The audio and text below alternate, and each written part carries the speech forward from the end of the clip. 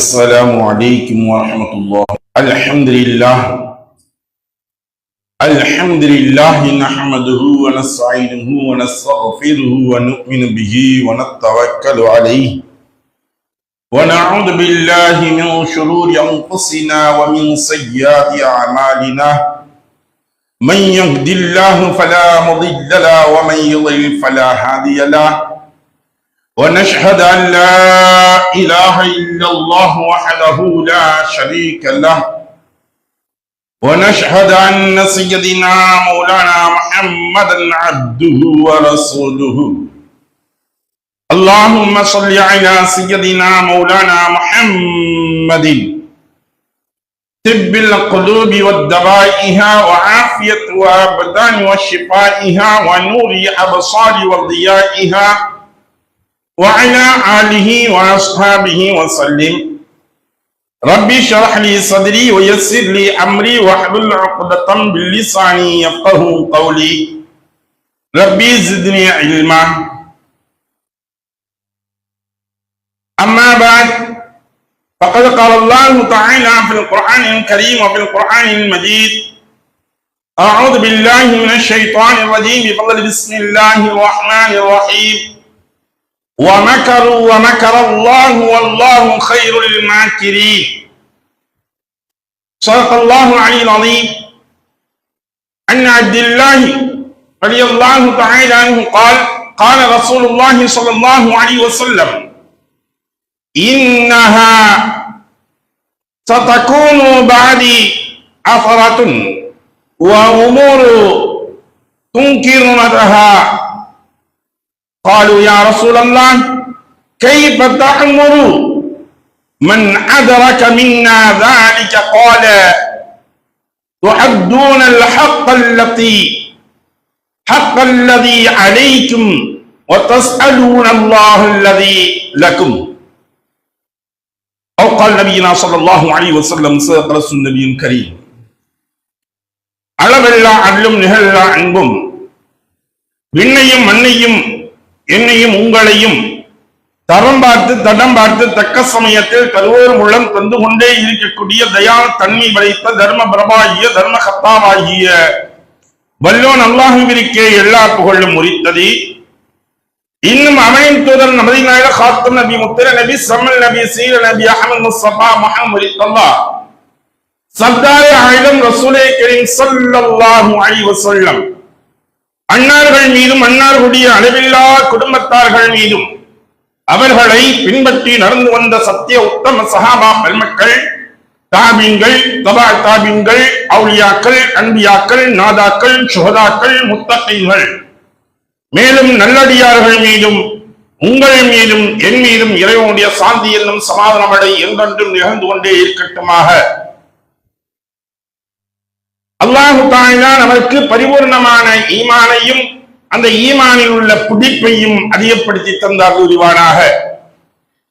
தக்வா எனக்கூடிய இறையச்சத்தை மென்மேலும் அல்லாஹு தஆலா நமக்கு பெருக்கி தந்தார் உரிவானாக என்பதாக துஆ செய்தவனாக SIR என்று சொல்லக்கூடிய தீவிர வாக்கு திருத்தம், அது ஒரு கண்ணோட்டத்தை பற்றி நாம் பார்க்க இருக்கின்றோம். SIR உடைய ஒரு கண்ணோட்டம் இது என்ன? இதனால் ஏற்படக்கூடிய நன்மைகள் என்ன? இதற்கு முன்னால் இது போன்று நடக்கப்பட்டிருக்கின்றதா? முன் நடக்கப்பட்டதற்கும் இப்போது நடக்கப்பட்டதற்கும் நடக்கக்கூடியதற்கும் உள்ள வித்தியாசம் என்ன என்பதை பற்றி எல்லாம் நாம் பார்க்க இருக்கின்றோம். ஏனென்றால் இது ஒரு பூதாகரமாக இன்று நாம் பார்த்துக் கொண்டிருக்கின்றோம். இதன் மூலியமாக பல்வேறு அச்சங்களும் கவலைகளும் மனிதனுக்கு ஏற்பட்டுக் கொண்டிருக்கிறது. குறிப்பாக 12 மாநிலத்தை சார்ந்தவர்கள் இந்த SIR-இன் மூலியமாக அச்சத்தில் இருக்கக்கூடிய சூழ்நிலைகள் இருக்கின்றோம். அல்லாஹ் தன்னுடைய திருமறையாம் அருள்மறையில் சொல்லும் பொழுது சொல்லி காட்டுகின்றான்: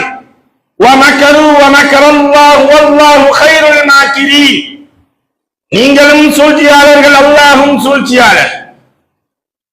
வல்லாஹு கைருல் மாக்கிரீன், அல்லாஹ்வுடைய சூழ்ச்சியே மிக சிறந்ததாக இருக்கின்றது, நன்மை விளைவிக்கக்கூடியதாக இருக்கின்றது.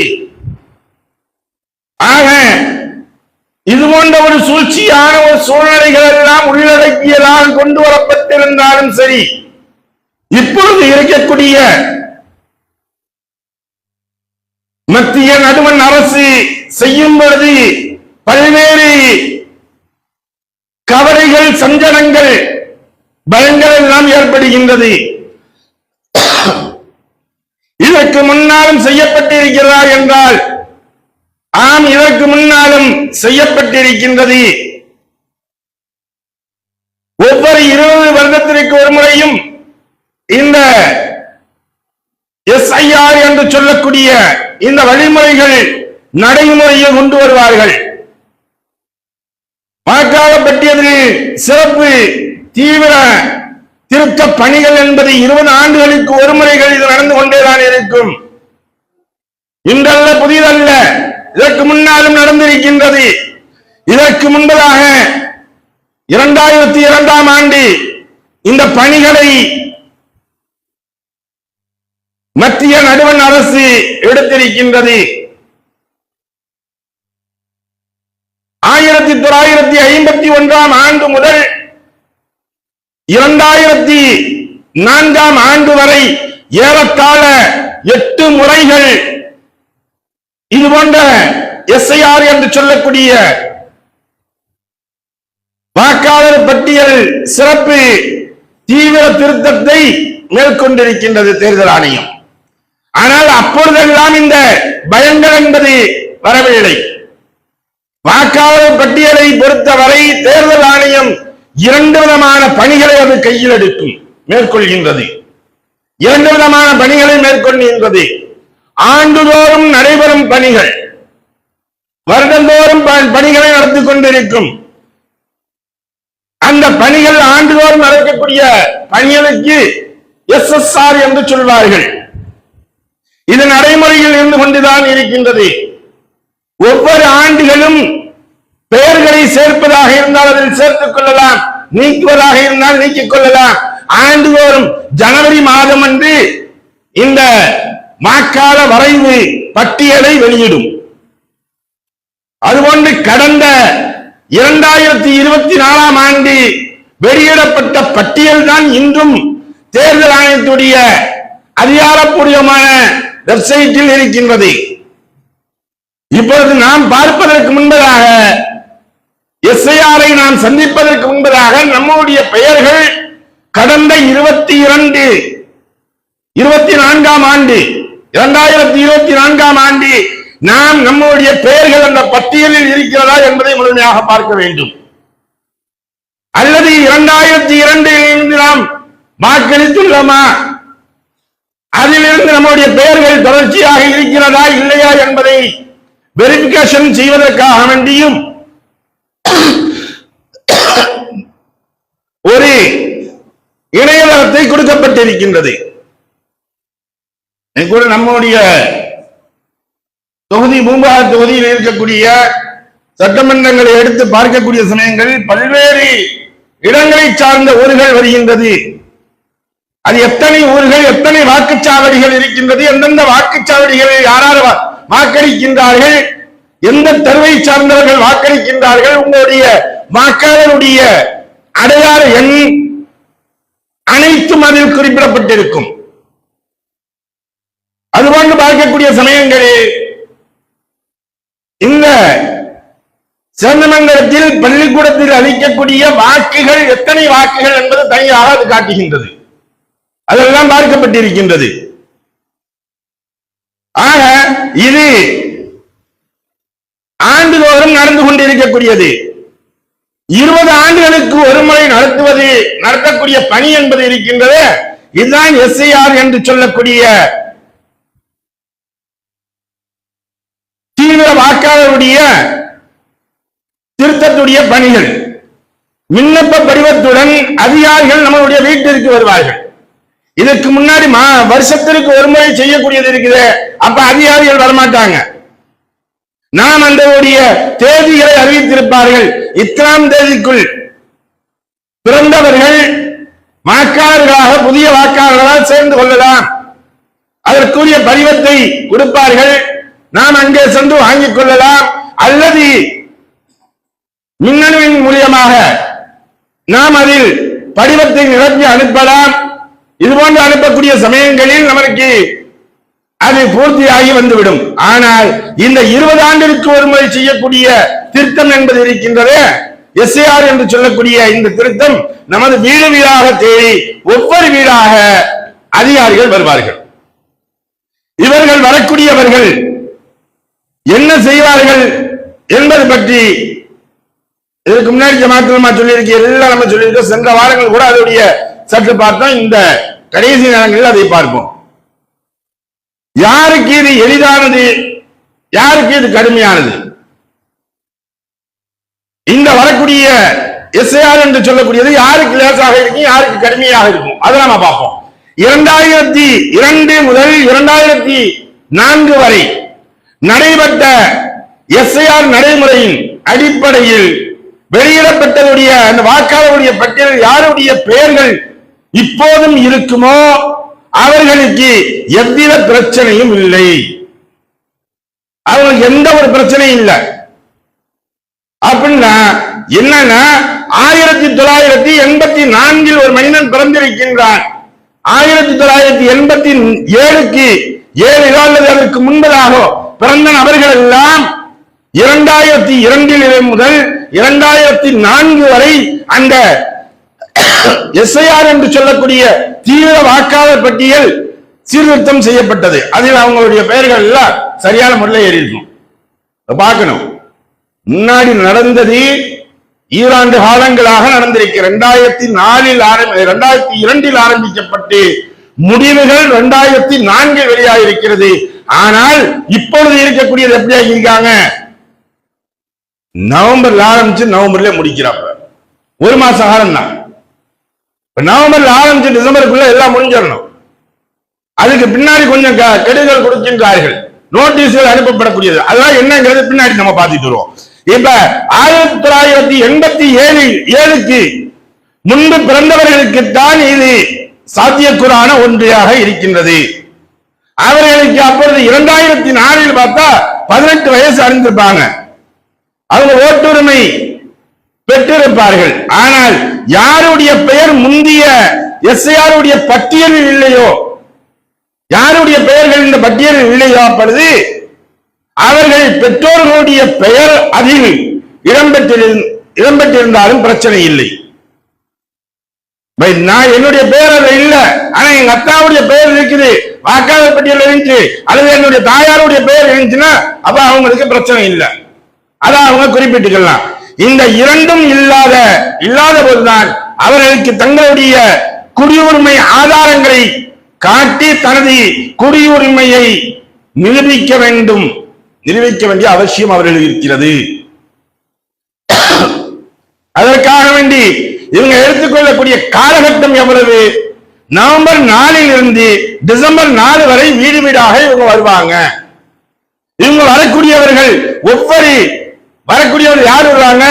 பூத் பொறுப்புதாரிகள் வருவார்கள். வரும்போது நாம் அந்த ஆவணங்களை எல்லாம் தயார் செய்து வைத்திருக்க வேண்டும். என்னென்ன ஆவணம்? முன்னாடி சொன்ன நம்மளுடைய ஆதார் கார்டை தயார் பண்ணி வைத்திருக்கணும், பெர்த் சர்டிபிகேட் தயார் பண்ணி வைத்திருக்கணும். யாரு இதற்கு அந்த முன்னாடி 2004 யாருடைய பெயர்கள் இல்லையோ அவர்கள் பெற்றோர்களும் அந்த பெயர்கள் இல்லையோ அந்த நபர்கள் இப்பொழுது வாக்காளருடைய பெயர்களில் சேர்க்கக்கூடிய சமயங்களில் இந்த ஆவணங்கள் எல்லாம் அவர்கள் இருக்கக்கூடியதற்கு பிறந்த பெர்த் சர்டிபிகேட், அவர்கள் குடியிருப்பு சர்டிபிகேட் இதெல்லாம் வச்சுக்கிறணும். அது ஆதாருடைய இது, நான் இருக்கக்கூடிய ஆதாரத்துடைய எல்லாம் இருக்கும். ஆனா பெர்த் சர்டிபிகேட்டுங்கிறது அதுல ஒன்னும் அவசியமாக ஆக்கிறாங்க. அருமைக்குரிய சகோதரர்களே, எந்த ஆவணங்களையும் சமர்ப்பிக்க வேண்டிய அவசியம் இல்லை. அவங்கள காட்டலாம், அது ஜெராக்ஸ் ப்ரூஃபாக நீங்க கொடுக்க வேண்டிய தேவையில்லை. மாறாக அவர்கள் கொடுக்க வரும் விண்ணப்ப படிவத்தை பூர்த்தி செய்து முறையாக நாம் பூர்த்தி செய்து தர வேண்டும். அது என்னென்ன கேட்டிருக்காங்களோ அதனுடைய இது முறையாக நாம் பூர்த்தி செய்து தரணும். விண்ணப்ப படிவத்தில் நாம் போட்டோ ஒட்டணும் அப்படின்னு இருக்கு. நம்மளுடைய போட்டோ ஏற்கனவே இருக்கும். அதுல போட்டோவோட தான் ஒரு ஃபார்ம் அவங்க கொண்டு வரக்கூடிய ஃபார்ம் எப்படி இருக்கு அப்படின்னா, முதல்ல உங்களுடைய தொகுதி எந்த தொகுதியோ அந்த தொகுதி, இப்ப இது பூம்புகார் சட்டமன்ற தொகுதிங்க, அந்த சட்டமன்ற தொகுதி வந்துரும். உங்களுடைய ஊராட்சி எந்த ஊராட்சிங்கிறது வந்துரும். அதே சமயத்துல போட்டோ வந்திருக்கும், மாவட்டம் டிஸ்ட்ரிக்ட் போட்டோ அதோடைய இதை போட்டோ வந்திருக்கும். அதுக்கு அடுத்து பழைய போட்டோ இருக்கும், அதுக்கு பக்கத்துல ஒரு புது போட்டோவிற்காக வேண்டி ஒரு களம் கொடுத்திருப்பார்கள். இப்ப மேலே கொடுக்கப்பட்ட விஷயங்களை அப்படியே நாம் எடுத்து எழுதுகின்றோம். பழைய நபர்கள் 2004 இருக்கின்றது. 2004க்கு முன்னாடி நான் ஓட்டு போட்டு அந்த எஸ்ஐஆர்ல சேர்க்கப்பட்டமே, அவங்க அப்படியே எடுத்து அதை ரிப்பீட் பண்ணி எழுதினா போதும். அவங்களுடைய பெற்றோர்கள் எது கேட்பாங்க, அதையும் அப்படியே நம்ம ரிப்பீட் பண்ணி எழுதினா போதும். அதுக்கு நம்ம எந்த ஒரு பொறுப்பையும் கொடுக்க வேண்டிய அவசியம் இல்லை. போட்டோ மாத்திரம் இப்ப புது போட்டோ கேட்பாங்க, புது போட்டோ மாத்திரம் எடுத்து நம்ம ஒட்டிக்கிற வேண்டாம். ஒண்ணு. அடுத்தபடியாக அவங்க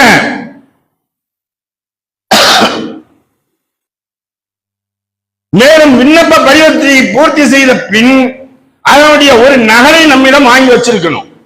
நாம் என்ன பூர்த்தி செய்து தந்தோம் அப்படிங்கிறது நமக்கு தெரியணும். அவங்கள்ட்ட அதற்காக வேண்டி எவிடன்ஸ் கேட்கறது தவிர வாங்கி வைக்கணும். ஏன் அப்படின்னா லாஸ்ட்ல நீங்க பூர்த்தி செய்து தரல அப்படின்னு சொல்லிட்டாங்கன்னா அது சிக்கலாகி போயிடும். அது நாம் கொடுத்ததற்குரிய எவிடன்ஸ் அவங்கள்ட்ட இருந்து வாங்கலாம், அவங்கள்ட்ட இருந்து வாங்க. நம்ம எவிடன்ஸ் கொடுக்க அவசியம் இல்லை, அதுல இருக்கக்கூடியதை நாம் கொடுத்தா போதும். இது ஜெராக்ஸ் எடுத்து கொடுக்கணும் அப்படிங்கிறது இப்ப அவசியம் இல்லை. நாம் காட்டப்பட்டு அதை பூர்த்தி செய்து கொடுத்தால் போதுமான ஒன்று. போட்டோவை ஒட்டி கொடுக்கணும். இதற்கு பிறகு டிசம்பர் மாதம் 9ஆம் தேதி வரைவு வாக்காளர் பட்டியல் என்பது வெளியிடுவார்கள். இந்த வரைவு வாக்காளருடைய பட்டியல் வெளியிடக்கூடிய சமயங்களில் அதில் நம்முடைய பெயர் இடம்பெற்றிருந்தால் பிரச்சனை இல்லை. அப்ப இவங்க வெளியிடக்கூடிய வரைவு வாக்காளர் பட்டியல் நம்முடைய பெயர் இருந்தால் பிரச்சனை இல்லை, பெயர் இல்லைன்னா தான் பிரச்சனை. அந்த வரைவு வாக்காளர் பட்டியல பெயர் இல்லைன்னா பிரச்சனை இருக்குது. அதில் இடம்பெறவில்லை என்றால் நம்முடைய குடியுரிமை ஆதாரங்களை காட்ட வேண்டிய அவசியம் நமக்கு இருக்கும். இந்த இடத்துல அவங்க வைக்கக்கூடிய ட்விஸ்ட். அருமைக்குரிய சகோதரர்களே, 20 வருடங்களுக்கு ஒருமுறை நடக்கக்கூடிய நடைபெறும் வழக்கமான நடைமுறை என்றாலும் இதை ஒன்றிய நடுவண் அரசு எடுக்கக்கூடிய சில விஷயங்களின் காரணமாக நமக்கு பல்வேறு குளறுபடிகள் இருக்கின்றது என்பதை நாம் விளக்க முடிகிறது. எதை வச்சு சொல்றோம்? இப்ப தானங்க வருது, அதுக்குள்ள எப்படி சொல்றீங்க அப்படின்னு நம்ம கேட்கலாம். ஆனா இவங்க செஞ்சது இதற்கு முன்னால் இது 2வது இடம். முதல் முறையாக இவர்கள் எல்லாம் எங்க செஞ்சிருக்காங்க? பீகார்ல இந்த வேலைகளை அவங்க செஞ்சிருக்காங்க. முதல் எஸ்ஐஆர் உடைய நடைமுறைப்படுத்தப்பட்டது பீகாரில் நடைமுறைப்படுத்தப்பட்டு இருக்கின்றது. அந்த பீகாரில் நடைமுறைப்படுத்தப்பட்டதுதான் பல்வேறு குளறுபடிகள் நமக்கு அதில் இருந்து தெரிய வருகின்றது. இவர்கள் என்னென்னலாம் செஞ்சிருக்காங்க, எது போல செஞ்சிருக்காங்க, குளறுபடிகள் எல்லாம் அப்படிங்கிறது அதுல இருந்து நமக்கு பார்க்க முடிகிறது. ஏன் அப்படின்னா அதில் அதிகமான நபர்களை இவர்கள் நீக்கியிருக்கின்றார்கள். இவர்கள் நீக்கப்பட்டதுடைய பட்டியல்கள் நீண்டு கொண்டே செல்வது. இதனால் எதிர்கட்சிகளாக இருந்தவர்கள் எல்லாம் எத்தனை நபர்கள் இவர்கள் நீக்கியிருக்கின்றார்கள்? 65 லட்சம் வாக்காளர்களை இவர்கள் நீக்கியிருக்கின்றார்கள். இந்த 65 லட்சம் வாக்காளர்கள் என்பதை விட 65 லட்சம் வாக்காளர்களில் பெரும்பான்மையான நபர்கள் யார் என்றால் இஸ்லாமியர்களும் சிறுபான்மையினரும் தான் நீக்கப்பட்டிருக்கின்றார்கள். அது பெண்களுடைய பெயர்கள் நீக்கப்பட்டிருக்கின்றது. அப்ப கேட்கையில என்ன சொன்னாங்க? இவங்க எல்லாம் இறந்துட்டாங்க, இவங்க தானே வேணாம்னு சொல்லிட்டாங்க, இந்த மாநிலத்தை விட்டு போயிட்டாங்க, வெளி மாநிலத்தை விட்டு போயிட்டாங்க அப்படின்னு சொன்னாங்க. அப்ப யாரெல்லாம் இறந்து போனார்கள் என்று சொன்னார்களோ இறந்தவங்களை கொண்டு கூட்டு வச்சு டீ குடிச்சு தேநீர் விருந்து நடத்தி அடிச்சாங்க எதிர்கட்சிகள். அப்ப மீண்டும் இதை தேர்தல் அதிகாரியை பார்த்து உச்ச நீதிமன்றம் கேள்வி கேட்டது. ஏன் அவர்களுடைய பட்டியல்களை நீங்கள் வெளியிடவில்லை, அவர்களுடைய இதற்கு வாய்ப்பு கொடுக்கவில்லை, வாய்ப்பு கொடுங்க என்று சொல்லப்பட்ட பொழுது மீண்டும் இவர்கள் சேர்க்கப்பட்டது 22 லட்சம் பேர்களை. என்ன அப்படின்னு கேட்கும்போது 22 லட்சம் பேர் இறந்துட்டாங்க, 35 லட்சம் பேர் நிரந்தரமாக வேறு மாநிலத்திற்கு இடம்பெயர்ந்து விட்டார்கள், 7 லட்சம் பேர் ஒன்றுக்கு மேற்பட்ட இடங்களில் வாக்காளர்களாக சேர்ந்து உள்ளார்கள்.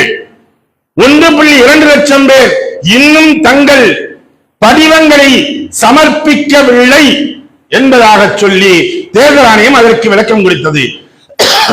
இதற்கு எதிர்த்துதான் அவங்க எதிர்கட்சி எல்லாம் போன்னு சில நபர்களை மற்றும் சில லட்சம் நபர்களை மட்டும் அவர்கள் சேர்த்துக் கொண்டார்கள். அதிகமான நபர்களை நீக்கியவர்களை நீக்கியதாகவே ஆக்கிவிட்டார்கள். அதிகமான நபர்களை இவர்கள் சேர்க்கவில்லை. நீக்கப்பட்டதில் 65 லட்சத்தில் சொற்ப நபர்கள் தான் இவர்கள் இணைத்துக் கொண்டார்கள். மற்றவர்களை இணைத்துக் கொள்ளவில்லை, சேர்க்கவில்லை. சரி, அதனுடைய பட்டியலாச்சு நீங்க வெளியிடுங்க. யார் யார் எந்தெந்த பூத்ல எத்தனை நபர்கள் யார் யார் நீக்கப்பட்டிருக்கின்றார்கள் என்பதாக அந்த நீக்கப்பட்டவர்களுடைய வரைவு புகைப்படத்துடன் அட்ரஸ் புகைப்படத்துடன் நீங்க என்ன செய்யுங்க, வெளியிடுங்க. அந்தந்த பூத்ல ஒட்டி வைங்க. அப்ப அவங்க பார்க்கட்டும், பார்த்து உண்மையில் அவங்க இருக்காங்க இல்லைங்கிறது அவங்களுக்கு தெரியும். இப்ப நான் இந்த இடத்துல இருக்கா இல்லையாங்கிறது அவங்க வந்து சேர்றதா இருந்தா சேரட்டும், இல்ல அப்படின்னா நீக்கலாக இருக்கட்டும். அதுக்கு ஒரு வழிவகை செய்யுங்கள் என்பதாக உச்ச நீதிமன்றம் அவருக்கு வழிகாட்டிய பொழுதும் கூட தேர்தல் ஆணையம் அதை எடுத்துக் கொள்ளவில்லை, அதை வெளியிடவில்லை. எங்களுக்கு அந்த உரிமை எல்லாம் இல்ல அப்படின்னு சொல்லிட்டு நிராகரிச்சிருச்சு. அருமைக்குரிய சகோதரர்களே, இதனால் தான் அங்கே சில விஷயங்களை நாம் கடைபிடிக்க அவசியப்பட்டவர்களாக இப்ப இருக்கும். இதுல ஒரு சில விஷயங்களை பார்க்க வேண்டியது. ஏன்னா சூழ்ச்சி செய்யக்கூடியவர்களுக்கெல்லாம் மேலானவன் அல்லாஹ் தஆலா சூழ்ச்சி செய்யக்கூடியவன். இவங்க என்னதான் சூழ்ச்சி செஞ்சாலும் சரி, இந்த சூழ்ச்சியை முடியக்கூடியவன் அல்லாஹ்வாக இருக்கின்றான். நாம் முதன்மையாக செய்ய வேண்டியது அல்லாஹ்விடம் துஆ செய்ய வேண்டும். யா அல்லாஹ், உரிமைகளை பறிக்கும் இடங்களாக இருந்தால் அது தகர்த்து விடு, எங்களுடைய உரிமைகளை நிலைநாட்ட வைத்து விடு என்பதாக நாம் துஆக்கள் செய்ய வேண்டும். இரண்டாவதாக முஸ்லிம்களிடம் இது பற்றிய அச்சத்தை முற்றிலுமாக நாம் போர்க்க வேண்டும். போயிடும் போயிடும் போயிடும், என் பேர் போயிடும், அந்த அச்சமே வேண்டாம், பயமே வேண்டாம். ஃபர்ஸ்ட் நம்ம அதை தூக்கி எறிவோம். பயம் என்பது இருக்கின்றதே ஒரு மனிதனை பலகீனப்படுத்துவதற்குரிய ஒன்று. பிளாக்மெயில் பயம் என்றாங்களே, பயம் காட்டுறாங்க அப்படின்னா அந்த ஒரு மனிதனை பலகீனப்படுத்துகின்றார்கள். பலகீனப்படுத்துவது மட்டுமல்ல, அவங்க பலகீனம் அடைகின்றார்கள். அவர்கள் பலமாக இருந்தால் பயப்படுத்த வேண்டிய அவசியம் இல்லை. அவர்கள் பலகீனமாக இருக்கின்றார்கள், அதன் காரணமாக பயமுறுத்துகின்றார்கள். ரசூலுல்லாஹி ஸல்லல்லாஹு அலைஹி வஸல்லம் அவங்க உஹதுடைய போர்க்களம் அப்ப வந்து அபூ சுஃபியான் அவங்க வந்து அப்ப இஸ்லாத்துக்கு வரல, என்று சொல்றாங்க. மீண்டும் நாங்கள் பதிலுடைய யுத்தத்தை தொடங்குவோம், பதிலில் நாம் சந்திப்போம் என்பதாக சொல்லப்பட்ட பொழுது ரசூலுல்லாஹி ஸல்லல்லாஹு அலைஹி வஸல்லம் வாங்க பாத்துக்கிடுவோம். அதுக்கெல்லாம் பயப்படுறாள் நாங்க இல்ல, வாங்க பாத்துக்கலாம். ஏன் அப்படின்னா உஹதுடைய இது வெற்றியும் இல்ல தோல்வியும் இல்ல, அந்த லெவலுக்கு ஆச்சு. இஸ்லாமியர்களுக்கு வெற்றி அளித்தது போல கிடைச்சு, இரண்டாவது கொஞ்சம் தோல்வி கிடைத்தது போல கிடைச்சு, வெற்றியும் இல்லை தோல்வியும் இல்லை, சமமான ஒரு சூழ்நிலையில் போனதன் காரணத்தினால அப்ப இந்த கர்ஜனையை விட்டு விட்டு சென்றார்கள். அப்புறம் ரசூலுல்லாஹி சொன்னாங்க நாங்க பாத்துக்கலாம் வாங்கன்னு. ஆனா இந்த சில முனாஃபிக்குகள் இருக்காங்க, முனாஃபிக்குகள் அன்று இருந்த முனாஃபிக்குகள் இருக்காங்க, இன்னைக்கு இருக்காங்க. எல்லாம் போட்டு போட்டு அப்படி போயிடும் இப்படி போயிடும் போயிடும் போயிடும் போயிடும் இந்த ரகசியம் பேசி பேசி பேசி பேசி எல்லாத்தையும் ஒண்ணும் இல்லாம சந்தியில வைக்கிறதுக்கு இந்த முனாஃபிக்கின் தான். ரசூலுல்லாஹி சொன்னாங்க, யா ரசூலுல்லாஹ் அப்படிலாம் போனோம்னா நம்ம எல்லா பேரும் இருக்கிறதே கொஞ்சம் நபர்கள் இப்படிலாம் பண்ணா எல்லாம் இறந்துருவோம், அவங்க ஈஸியா குடிச்சிருவாங்க கொண்டுருவாங்க அப்படி இப்படின்னு சொல்லி பயம் கட்டினாங்க. முனாஃபிக்கீன்கள் வந்து ரசூலுல்லாஹி போகக்கூடாது, நம்ம பதிலுடைய ஒரு கருத்துக்கு போகக்கூடாது, பாருங்க உஹதுல போய் நமக்கு இப்படி ஆகி போச்சு, என்னதான் இருந்தா பயமா இருந்தாலும் இப்படி போயிட்டோமே அப்படின்னு இவங்க சொன்னாங்க. ரசூலுல்லாஹி சொன்னாங்க அதெல்லாம் கிடையாது, போ உன் சைத்தா வேலையெல்லாம் எனக்கு தெரியும், இந்த கோல் மூட்டுறது முனாஃபிக் தான வேலையெல்லாம் நீ ஓரம் கட்டி வச்சுட்டு போப்பா, நான் பாத்துக்கிறேன் போ தெரியுமா. அப்ப முஹ்மின்களும் அந்தந்த சஹாபாக்களும் உறுதியாக இருந்தார்கள், அவர்களும் உறுதியாக இருந்தார்கள். அதே சமயத்தில் ரசூலுல்லாஹி ஸல்லல்லாஹு அலைஹி வஸல்லம் அவர்கள் உறுதியாக இருந்தார்கள். நாம் வெற்றி கொள்வோம் என்பதாக. கடைசியாக எந்த அளவிற்கு வெற்றி அளித்தது என்று தெரியுமா?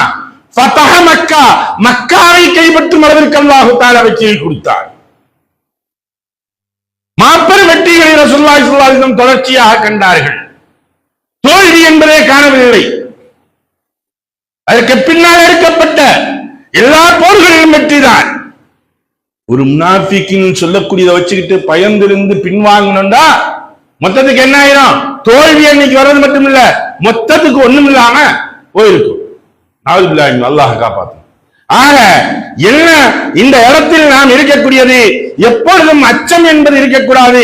ரசூலுல்லாஹி ஸல்லல்லாஹு அலைஹி வஸல்லம் அவர்கள் சொன்னார்கள், நீங்கள் அப்துல்லாஹ் ரலியல்லாஹு தஆலா அவங்க கேட்கக்கூடிய கேள்விகள் கேட்டாங்க, சொல்றாங்க இப்ப பின்வரக்கூடிய காலங்களில் எப்படி இருக்கும் என்பதை பற்றி சொல்லும் பொழுது ரசூலுல்லாஹி ஸல்லல்லாஹு அலைஹி வஸல்லம் சொன்னாங்க, நிச்சயமாக எனது வாழ்நாளுக்கு பிறகு உங்களுக்கு உரிமை பறிப்பு ஏற்படும் வகையில் சுயநல போக்கும் ரசூலுல்லாஹி சொல்லும் போது சொல்றாங்க, நீங்கள் வெறுக்கக்கூடிய வேறு சில காரியங்களும் நடைபெறும் என்பதாக சொன்னார்கள். இந்த வாழ்நாளுக்கு பிறகு நாம் ரொம்ப பதிவு நீங்க ஒவ்வொரு சமயங்களும் இந்த ஹதீஸை நாம் நினைத்து பார்ப்பதற்கு கடமைப்பட்டவர்களாக இருக்கின்றோம். என்னுடைய வாழ்நாளுக்கு பிறகு ரசூலுல்லாஹி ஸல்லல்லாஹு அலைஹி வஸல்லம் என்னுடைய வாழ்நாளுக்கு பிறகு உங்களுக்கு உரிமை பறிப்பு ஏற்படும் வகையில் சுயநல போக்கும், அதே சமயத்தில் நீங்கள் வெறுக்கக்கூடிய வேறு சில காரியங்களும் அங்கே தலை தூக்கி நடக்க ஆரம்பிக்கும் என்பதாக ரசூலுல்லாஹி ஸல்லல்லாஹு அலைஹி வஸல்லம் அவர்கள் சொன்னார்கள். இங்கு பாருங்கள், நம்மளுடைய உரிமைகள் பறிக்கும் அளவிற்கு ஒரு காரியங்கள் நடக்கிறதோ என்பதற்குரிய ஐயப்பாடுகள், அச்சப்பாடுகள் அனைத்தும் ஏற்படுகின்றது. அதே சமயத்தில் நாம் எதையெல்லாம் வெறுக்கின்றோமோ அத்தனையும் ஆகுமானதாக ஆக்கின்றார்கள். சமுதாயத்திற்கு மத்தியில் இருக்கக்கூடிய பிளவுகளை அவர்கள் பயன்படுத்திக் கொண்டு எந்த அளவிற்கு சின்னாபின்னப்படுத்த முடியுமோ அந்த அளவிற்கு செய்து கொண்டேதான் இருக்கின்றார்கள் வெறுக்கக்கூடிய காரியங்களை. அப்ப சொன்னவண்ணே தோழர் கேட்கின்றார், அப்துல்லாஹ் ரலியல்லாஹு தஆலா அன்ஹு அவர்கள், யா ரசூலல்லாஹ், அப்பொழுது நாங்கள் என்ன செய்ய வேண்டும் யா ரசூலல்லாஹ்?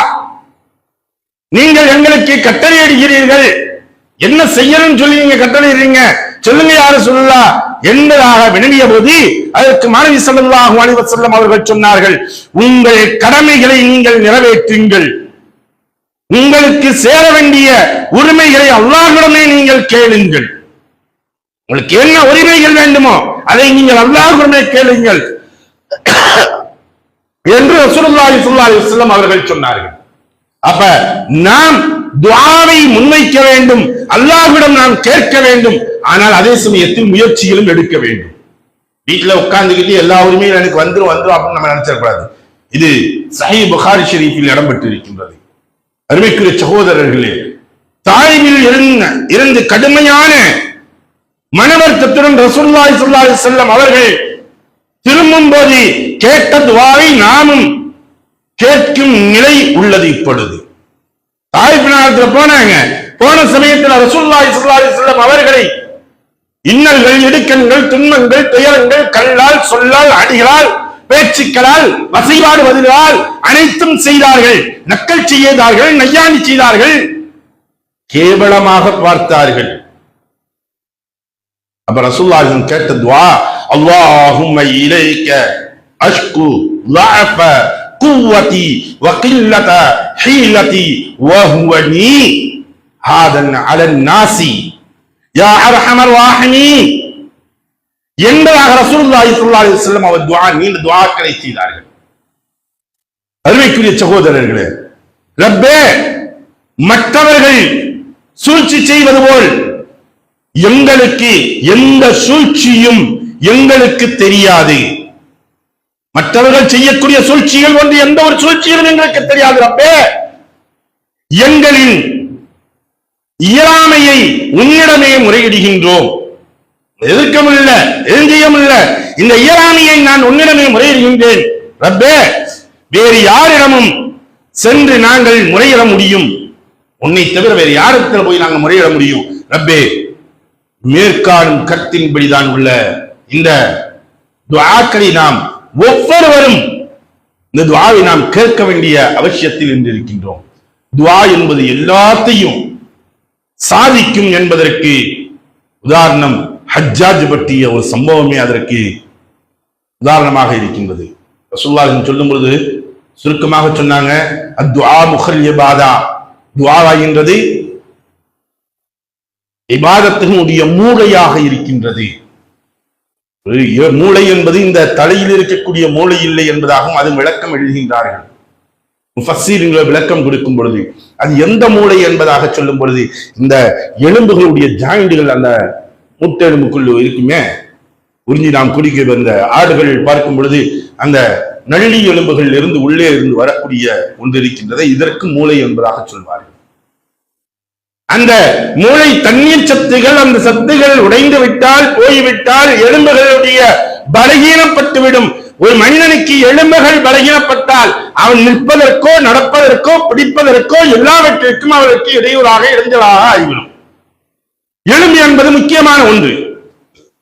அப்ப இந்த துஆ என்று சொல்லக்கூடியது முஹல் இபாதா, எல்லா அமல்களுக்கும் எல்லா இபாதத்துகளுக்கும் தலையாய ஒன்றாக இருக்கின்றது.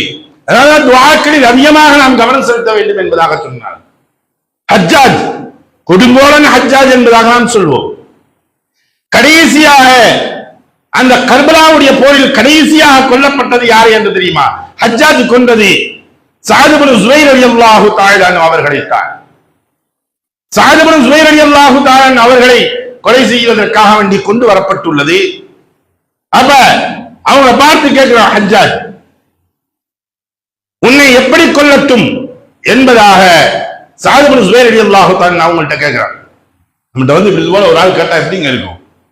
ஹஜ்ஜாஜ் கேட்கிறோம், உன்னை எப்படி கொல்லணும் சொல்லு, உன்னுடைய விருப்பத்தின் பிரகாரமே நான் கொள்றேன் என்பதாக கேட்கப்பட்ட பொழுது அது உன்னுடைய இஷ்டம் என்பதாக ஸஅத் இப்னு ஸுவைர் ரலியல்லாஹு தஆலா அவங்க சொன்னாங்க. ஆனால் அல்லாஹ்வின் மீது சத்தியமாக அவர்கள் சொன்ன வார்த்தைகள், அல்லாஹ்வின் மீது சத்தியமாக நீ என்னை எப்படி கொன்றாலும் அல்லாஹ் பதிலுக்கு உன்னை மறுமையில் கொள்வான், அவ்வாறே கொள்வான் என்பதாக சொன்னார்கள். அருமைக்குரிய சகோதரர்களே, இந்த சமயங்களில் நாம் பார்க்கக்கூடியது, நான் உன்னை என்னிடம் நீ மன்னிப்பு கேட்கின்ற விரும்புகிறாயா என்பதாக இரண்டாவது கேட்கிறான். ஹஜ்ஜாஜ் கேட்கிறான், இப்ப நீ இந்த சமயத்திலாவது நீ என்கிட்ட மன்னிப்பு கேட்கறதுக்கு விரும்புகிறாயா அப்படின்னு கேட்கப்பட்ட பொழுது அப்பொழுது ஸஅத் இப்னு ஸுவைர் ரலியல்லாஹு தஆலா சொன்னாங்க, ஓப்போ உன்கிட்ட மன்னிப்பு கேட்கிறது, நான் அல்லாஹ் என்ன மன்னிக்கிறான்னா அல்லாஹ் மன்னிக்கட்டும், என்னுடைய மன்னிப்பு அல்லாஹ் ஒரு நாள் இருக்க வேண்டும், அதை நான் சந்தோஷமாக ஏற்றுக்கொள்வேன். உன்னிடமிருந்து மன்னிப்பு என்றால் அது எனக்கு தேவையில்லை, அந்த கேவலமான மன்னிப்பு எனக்கு தேவையில்லை என்பதாக உதவி தந்தார்கள். பிறகு ஹஜ்ஜாஜ் ஸஅத் ரலியல்லாஹு தஆலா அவர்களை பார்த்து கொல்ல உத்தரவிட்டார். ஸஅத் இப்னு ஸுவைர் ரலியல்லாஹு தஆலா அவங்க வந்து சிரித்தார்கள். அப்ப ஒண்ணு ஹஜ்ஜாஜ் சொன்ன, என்னப்பா 40 வருஷமா நீங்க சிரிச்சதே கிடையாதுன்னு சொன்னாங்களே மக்கள், உங்க முகத்தில் சிரிப்பு என்பதை கண்டது கிடையாது என்பதாக சொன்னார்களே, அப்படி இருக்க எதற்காக நீ இப்பொழுது சிரிக்கின்றாய் என்பதாக கேட்கிறார். கேட்ட பொழுது அவர்கள் சொன்னார்கள், அல்லாஹ்விற்கு எதிராக உனது திமிரையும் அல்லாஹ் உன்னை இன்னும் விட்டு வைத்திருப்பதையும் எண்ணி ஆச்சரியத்தில் சிரிக்கின்றேன். அல்லாஹ்விற்கு எதிராக ஒரு திமிரத்தனம் இருக்கின்றதே, என்கிட்ட எல்லாம் இருக்கு, எல்லா பவரும் இருக்கின்ற ஒரு திமிர் இருக்கின்றதே, இந்த திமிரையும் அதே சமயத்தில் அல்லாஹ் உன்னை இன்னும் விட்டு வைத்திருக்கின்றானே எனக்குரிய ஆச்சரியத்திலும் நான் சிரிக்கின்றேன் என்பதாக சொன்னார்கள். பிறகு அவங்க உடனே வந்து கொள்வதற்காக வேண்டி படுக்க வைக்கப்பட்டது. அப்ப சொன்னாங்க, குல்லு நஃப்ஸின் ஸாயிகத்துல் மௌத். அவங்க சொன்ன வார்த்தை, ஒவ்வொரு ஆத்மாவும் மரணத்தை அனுபவித்தே தீரும் என்றார்கள். பாருங்க, ஒரு மரண தருவாயில் அந்த இடங்களில் இருந்து கொண்டு இருக்கக்கூடிய சமயங்களில் அவர்களுடைய சொற்கள் எல்லாம் எப்படி இருக்கிறது, சொன்ன வார்த்தைகள். படுக்க வச்சவன குல்லு நஃப்ஸின் ஸாயிகத்துல் மௌத், ஒவ்வொரு ஆத்மாவும் மரணத்தை சந்தித்தே தீரும். என்ன நீ கொண்டா என்ன கொல்லாட்டி என்ன, என்னைக்கே எனக்கு மரணம் இருக்குது, இதை நம்பி நான் இல்ல, நீ கொல்ல மாட்டேங்கிறத நம்பி இல்ல, எல்லாம் எனக்கு அல்லாஹ் என்ன ஆடி இருக்கா அதான் நடக்க போகுது, போறா அப்படின்னு நினைச்சுக்கிட்டு இவங்க என்ன சொன்னாங்க, எல்லா ஆத்மாவும் மரணத்தை சந்தித்துதான் தீரும் அப்படின்னாங்க. அப்பொழுது கிபிலாவை முன்னோக்கி கிபிலாவின் பக்கம் முகம் இருந்தது. அந்த சந்தோஷத்தில் சாத் இப்னு ஜுபைர் ரலியல்லாஹு தஆலா அவங்க ஓதுனாங்க, இன்னி வஜ்ஜஹது வஜ்ஹிய லில்லாஹி ஃபதரஸ் ஸமாவாதி, எனக்குரிய இந்த இன்னி வஜ்ஜஹத்தை ஓத ஆரம்பித்தார்கள். பார்த்த உடனே ஒன்னும் கடுப்பாயிருச்சு. உடனே ஹஜ்ஜாஜ் அவர்களுடைய முகத்தை கிபிலாவை விட்டு திருப்புமாறு கட்டளையிட்டார். அப்பொழுது திருப்பப்பட்ட பொழுது அப்பயும் ஒரு ஆயத்தை ஓதுறாங்க. யாருடைய மகன்கள் திருப்பப்படுகின்றதோ எனக்குரிய ஒரு ஆயத்தை இவர்கள் ஓதுகின்றார்கள். அவரை குப்புறப்படுக்க வைக்கப்படுகின்றது. ஏன்னா ஒவ்வொன்றுக்கும் ஒவ்வொரு ஆயத்தை ஓதிக்கிட்டே இருக்காங்க. அவர்களை குப்புறப்படுக்க வைக்கப்படுகின்றது. அப்பொழுது எனக்குரிய அந்த வசனத்தை ஓதுகின்றார்கள். வஜ்ஹுல்லா, எந்த பக்கமாக இருந்தாலும் சரி, நீங்க அல்லாஹ்வுடைய திருமுகம் இருக்குது. எனக்குரிய வசனத்தை ஓதுன உடனே கடுப்பாயி அவங்கள கத்தல் பின்னாடி அந்த சமயத்திலும் கூட இறுதி சமயத்தில் இவர்கள் ஆயத்தை மொழிந்தவர்களாகவே மரணித்தார்கள். கலிமாவை மொழிந்தவர்களாக மரணித்தார்கள், ஷஹீதாக்கப்பட்டார்கள். அவர்களின் நாலு கடைசி நேரத்தில் கலிமாவை துதித்தது, கலிமாவை உச்சரித்தது. அது மட்டுமல்ல, அவர்களுடைய தலைகள் கொய்யப்பட்டு தலைகள் துண்டாக உருண்டு செல்கின்றது. உருண்டு சென்ற தலை, அந்த நாவுகள், உதடுகளும் நாவுகளும் கலிமாவை துதித்துக் கொண்டே இருக்கின்றது.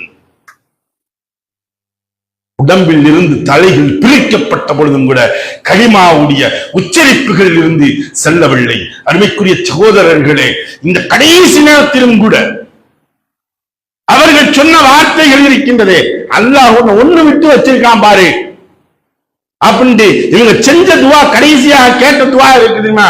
என்ன துவா செஞ்சாங்க தெரியுமா? யா அல்லாஹ், இந்த மரணத்தில் கடைசி நபராக நான் இருக்க வேண்டும் ரப்பே, எனக்கு பின்னால் இந்த ஹஜ்ஜாஜை யாருன்னு சாட்சியாக என்னுடைய இந்த ஷஹீதுடைய அந்தஸ்து, இந்த கத்தல் தான் கடைசியாகவும் இருக்க வேண்டும் ரப்பே என்பதாக துவா செய்தார்கள். அதன் காரணமாக அல்லாஹு தஆலா அந்த துவாவை ஏற்றுக்கொண்டான். அதற்கு பின்னால் 15 இரவுகள் மட்டும்தான் ஹஜ்ஜாஜ் இருந்தான். 15 இரவுகள் தான் ஈரோடன் இருந்தான். புரண்டு புரண்டு புரண்டு புரண்டு படுத்தான். ஹஜ்ஜாஜிற்கு அந்த சமயத்தில் என்ன ஆகல, தூக்கம் வரல. 15 நாட்களாக உறக்கம் வராமல் இவன் உயிரை நீக்கப்பட்டது. அருமைக்குரிய சகோதரர்களே, அதனால் நாம் பயப்பட வேண்டிய அவசியம் இல்லை. இதன் காரணத்தினால் யார் அந்த நமக்கு மேலே சொல்லப்பட்டது போன்று யாருக்கு வரவில்லையோ, அந்த பட்டியலில் இறுதி வரைவு பட்டியலில் வரவில்லையோ அவர்களுக்கு ஒன்று நோட்டீஸ் வரும், இல்ல அப்படின்னா அது என்ன என்பதை நாம் பார்க்க வேண்டும். அந்த 3 நபர்களில் பெற்றோர்கள் அதில் இணைக்கப்பட்டிருக்க வேண்டும், அல்லது தன் தாயுடைய முன்னுள்ள பட்டியல்கள் இருக்கப்பட்டிருந்தால் அவர்களுக்கு எந்த பிரச்சனையும் இல்லை. இதில் எதுவும் இல்லை என்றால் இவர்கள்தான் ஆவணத்தை அவர்கள் சமர்ப்பிக்க வேண்டும். இவர்களுடைய பர்த் சர்டிபிகேட்டிலிருந்து, இவர்களுடைய குடியிருப்பு விஷயங்களிலிருந்து, அல்லது அரசு ஊழியருடைய அடையாள அட்டை தன்னுடைய பெற்றோர்கள் வைத்திருந்தால் அதனுடைய விஷயங்களை அனைத்தையும் அவர்கள் சமர்ப்பிக்க வேண்டும் என்பதாக சொல்லப்பட்டிருக்கின்றது. இதுவும் ஒரு சூழ்ச்சிகள் வைத்திருக்கின்றார்கள் என்பதை நாம் விளங்க முடிகிறது. இருந்தாலும் அந்த சூழ்ச்சிகளையும் நாம் முறியடிக்க வேண்டும். அதே காரணத்தினால் ஒற்றுமையாக இருந்து ஒட்டுமொத்த மக்களும் ஒன்றாக இருந்து நாம் அதை ஒருவர்களையும் விடுபடாமல் சரியான ஆவணங்களை சரியான முறைகளில் பூர்த்தி செய்யப்பட்டு அந்த வாக்காளர் பட்டியலுடைய திருத்தத்துடைய சட்டத்தில் நாம் முழுமையாக கொடுக்கப்பட்டு அனைத்து நபர்களையும் இணைத்துக் கொள்ள வேண்டும். அதற்கு மேல் அல்லாஹ்விடம் நாம் துஆ செய்வோம், யா அல்லாஹ் இந்த சூழ்ச்சிகளில் இருந்து முறியடிக்க செய். ஏனென்றால் சூழ்ச்சியாளுக்கெல்லாம் நீ சூழ்ச்சியாளன், உன்னுடைய சூழ்ச்சியே நீ சிறந்த சூழ்ச்சியாக இருக்கிறது என்பதை எண்ணி நாங்கள் கேட்கின்றோம். ரப்பே, அந்த சூழ்ச்சிகளில் இருந்து எங்களை காப்பாற்று என்பதாக கூறிக்கொண்டு விடைபெறுகின்றேன். வாஹ் தாவானா அல்ஹம்துலில்லாஹி ரப்பில் ஆலமீன். அஸ்ஸலாமு அலைக்கும் வரஹ்மத்துல்லாஹி தஆலா வ பரகாத்துஹு.